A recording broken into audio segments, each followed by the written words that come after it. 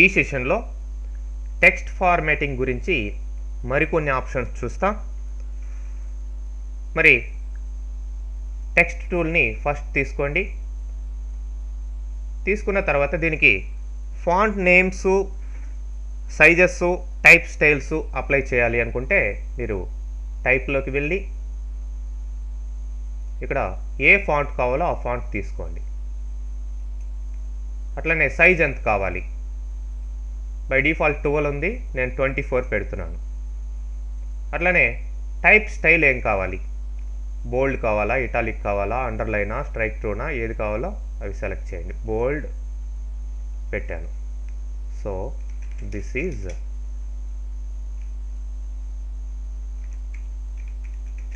Page maker.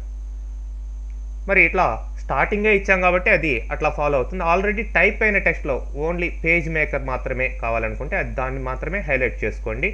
దీనికి మాత్రమే effect కావాలి, ఈ యొక్క ఫాంట్ నేమ్స్ కానీ ఏదైనా సరే అనుకుంటే ఆ సెలెక్టెడ్ టెక్స్ట్కి మాత్రమే అప్లై అయింది చూడండి.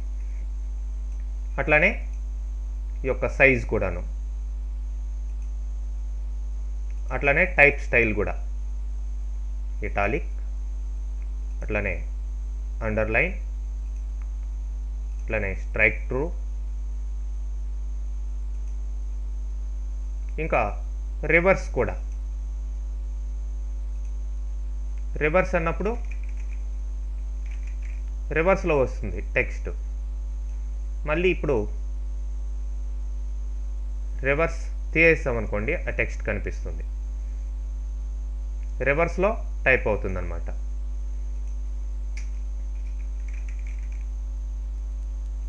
మరి ఇవన్నీ వద్దనుకుంటే మళ్ళీ డీసెలెక్ట్ చేయొచ్చు. టైప్ స్టైల్లోకి వెళ్ళి బోల్డ్ తీసేస్తాం అనుకుంటే తీసేయచ్చు.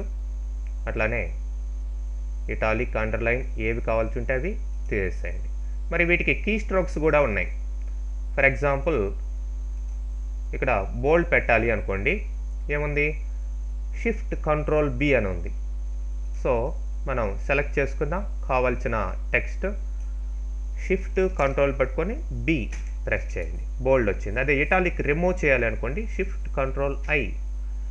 అండర్లైన్ రిమూవ్ చేయాలని షిఫ్ట్ కంట్రోల్ యు. మళ్ళీ పెట్టాలనుకోండి షిఫ్ట్ కంట్రోల్ యు. అట్లా అనమాట. ఆ షార్ట్ కట్స్ని మీరు యూజ్ చేయొచ్చు. ఓకే, దీన్ని మళ్ళీ రివర్స్ చేయాలి అనుకోండి, ఇక్కడికి వెళ్ళి రివర్స్ అంటే ఇప్పుడు వైట్ ఉంటే బ్లాక్ అవుతుంది, బ్లాక్ ఉంటే వైట్ అవుతుంది, ఆ టైప్లో అనమాట. రివర్స్లోకి వెళ్ళిపోతుంది. మళ్ళీ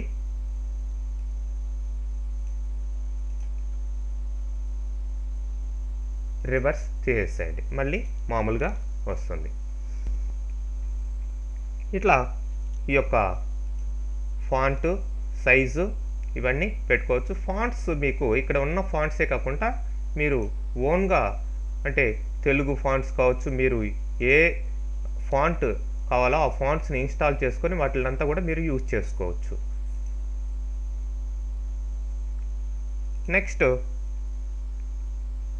ఈ యొక్క టెక్స్ట్ని ఫైండ్ చేయాలి అనుకోండి, ఇంకా దీంట్లో దిస్ ఈజ్ ఇట్లా ఉంది. మరి ఇప్పుడు చాలా లెంతీగా ఉందనుకుందాం ఈ టెక్స్ట్. మరి దీంట్లో సర్టెన్ వర్డ్స్ని ఫైండ్ చేయాలి అనుకుంటే ఎడిట్లోకి వెళ్ళండి, ఎడిట్ స్టోరీ. ఈ యొక్క స్టోరీ బోర్డ్లోకి వచ్చిన తర్వాత మీకు యూటిలిటీస్ ఉంది. యూటిలిటీస్లో ఫైండ్, ఏం ఫైండ్ చేయాలి అనేది ఇక్కడ ఉంటుంది. ఈజా ఏంటి, ఈజ్ అనేది ఇస్తున్నాం. ఈజ్ అనేది ఏం ఫైండ్ చేయాలి అది టైప్ చేయండి ఆ వర్డ్. మరి ఇక్కడ మ్యాచ్ కేస్ కావాలా అంటే క్యాపిటల్ అయితే క్యాపిటల్ ఫైండ్ చేయదు, అట్లనే హోల్ వర్డ్ అంటే మొత్తం అంటే దిస్లో కూడా ఈజ్ ఉంది, అది ఫైండ్ కావద్దు అనుకుంటే ఇది సెలెక్ట్ చేయండి.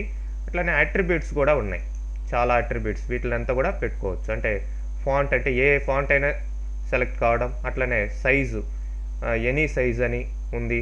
వీటిని పర్టికులర్ సైజ్ వరకు మీరు పర్టికులర్ సైజ్ వే ఫైండ్ చేయాలనుకుంటే వాటినంతా కూడా ఆ సైజ్ కావచ్చు, ఫాంట్ కావచ్చు, కలర్ కావచ్చు, ఇవన్నీ కూడా మీరు అట్రిబ్యూట్స్ ఏ కావాలో అవి పెట్టుకోవచ్చు. ఫైనల్గా ఓకే అనండి. ఇప్పుడు ఫైండ్ అంటాను, దిస్లో ఈజ్ ఉంది, ఫైండ్ అయింది, మళ్ళీ ఫైండ్, ఇట్లా ఫైండ్ చేయొచ్చు. ఎక్కడ ఈజ్ ఉన్నా ఫైండ్ అవుతుంది. ఫైనల్గా సెర్చ్ కంప్లీట్ అని రావడం జరిగింది.